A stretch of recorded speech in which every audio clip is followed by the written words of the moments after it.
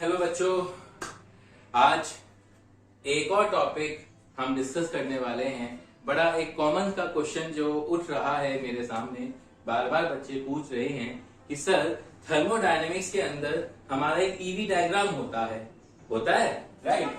ये होता है सर। अगर हम बात करें, एक पीवी डायग्राम होता है ये वाला, जिसमें ये एक्सपेंशन का होता है ना? किसका होता है? एक्सपेंशन का होता है। किसका होता है? एक्सपेंशन का। जब आपकी गैस एक्सपेंड करती है, और ये क्या होता है? उसमें आइसोबैरिक प्रोसेस होता है, राइट? अच्छा, ये क्या होता है?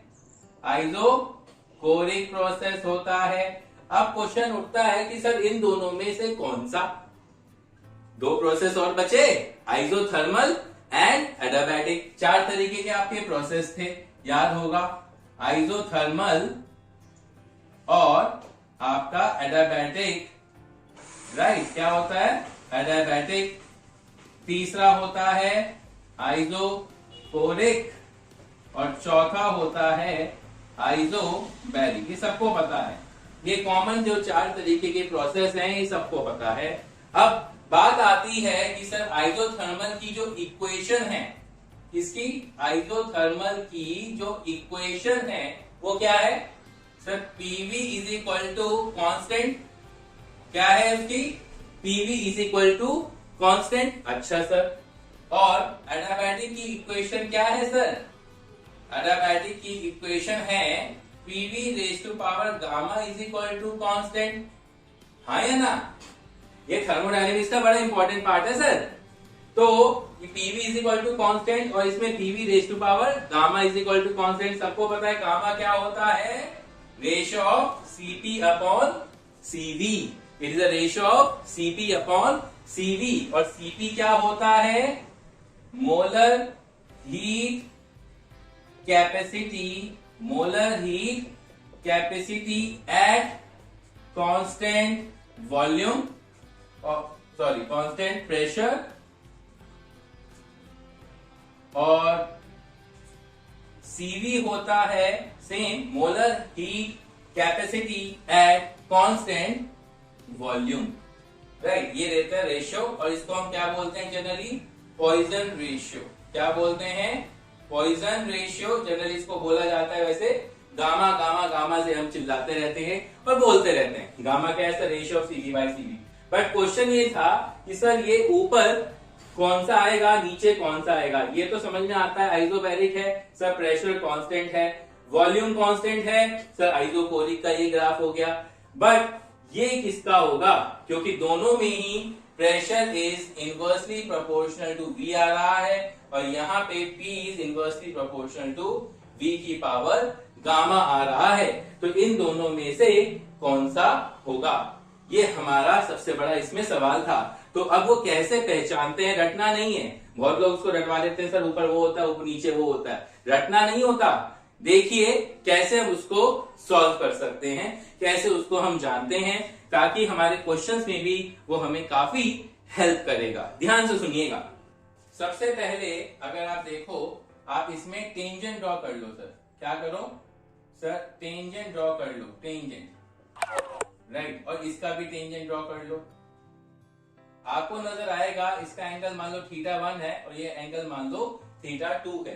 तो आपको नजर आ रहा होगा सर जो स्लोप है, यानी कि θ2 इज ग्रेटर देन θ1।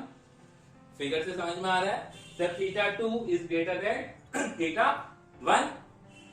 अब कैसे इसको हम साबित करें सर? θ2 किसका होगा, θ1 किसका होगा? वही अभी हमें जानना है। ग्राफ से हमें समझ में आ गया है कि इसका जो स्लोप है, θ2 का जो स्लोप है वो बहुत ज्यादा है एज कंपेयर टू θ1। अब देखिए PV raise to power gamma is equal to क्या है? कांस्टेंट है sir. PV raise to power gamma is equal to constant. अब हम इसका स्लोप निकालेंगे, उसका और इसका। सबसे पहले हम निकालते हैं आइसोथर्मल का। क्या निकालते हैं? आइसोथर्मल का। तो आइसोथर्मल का क्या है? PV is equal to constant. तो डिफरेंशिएट अगर करते हैं इसको हम, P as it is differentiation of V dV plus V as it is differentiation of P dt is equal to 0। तो dt upon dv is equal to minus P by V। यह आ गया। अच्छा जी, और एडियाबैटिक के अंदर क्या होगा? Adiabatic के अंदर क्या होगा सर? एडियाबैटिक के अंदर क्या रहेगा? PV raise to power gamma is equal to constant. तो again P constant, differentiation of V की power gamma, gamma into V की power gamma minus 1 into dV plus V की power gamma into dP is equal to 0।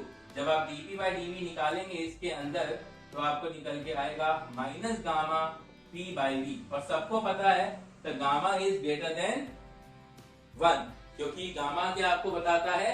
Atomicity बताता है। तो gamma हमेशा क्या है? Greater than 1। तो डेफिनेटली ये जो स्लोप है एडियाबैटिक का और ये स्लोप है किसका? आइसोथर्मल का। तो आपको साफ पता चल रहा है कि एडियाबैटिक का स्लोप ग्रेटर है। डेफिनेटली दोनों ही नेगेटिव स्लोप हैं, तो एडियाबैटिक का जो स्लोप है वो हमेशा ज्यादा रहेगा as compare to the slope of isothermal. यहां से हमें वो चीज समझ में आती है। तो आपको दिख जाएगा कि sir definitely θ2 is greater than θ1, मतलब ये वाला जो नीचे वाला प्रोसेस होगा इसमें एडियाबैटिक होगा और ऊपर वाला क्या होगा? आइसोथर्मल होगा। तो हमेशा चीजों को अंडरस्टैंड करके चीजें समझिए, फिजिक्स के अंदर भी क्वेश्चन सॉल्व करने में भी हेल्प लगती है चीज की, राइट। सिमिलरली अगर हम कंप्रेशन बनाएंगे इसका, अगर हम इसका कंप्रेशन प्रोसेस देखते हैं, अगर हम इसका कंप्रेशन प्रोसेस देखते हैं, कंप्रेशन अगर आप बनाओगे कंप्रेशन, राइट, अगर हम इसका कंप्रेशन बनाते हैं, ये T है, ये V है, ये आएगा, राइट। अब इसका स्लोप ज्यादा बैठेगा इसके मुकाबले में, तो सर अब ऊपर वाला क्या हो जाएगा? एडियाबैटिक, और नीचे वाला क्या होगा? आइसोथर्मल। तो प्लीज कोई भी चीजें हों समझ के करोगे तो क्वेश्चन क्विकली होंगे और दिमाग में कॉन्सेप्ट सही बैठेंगे। Got it? आई होप मेरे ख्याल से तुम्हें अंडरस्टैंड हुआ होगा कि इसका जो स्लोप नीचे क्यों आता है, ये मतलब एडियाबैटिक नीचे क्यों आता है और आइसोथर्मल ऊपर क्यों आता है। ये बहुत बड़ा सवाल था और साथ में इक्वेशन भी आपको सीखने को मिली। PV raise to power gamma is equal to constant, ये एडियाबैटिक इक्वेशन है, और PV is equal to constant आपका आइसोथर्मल इक्वेशन है। तो सीखते रहिए, करते रहिए टीसीसी के संग।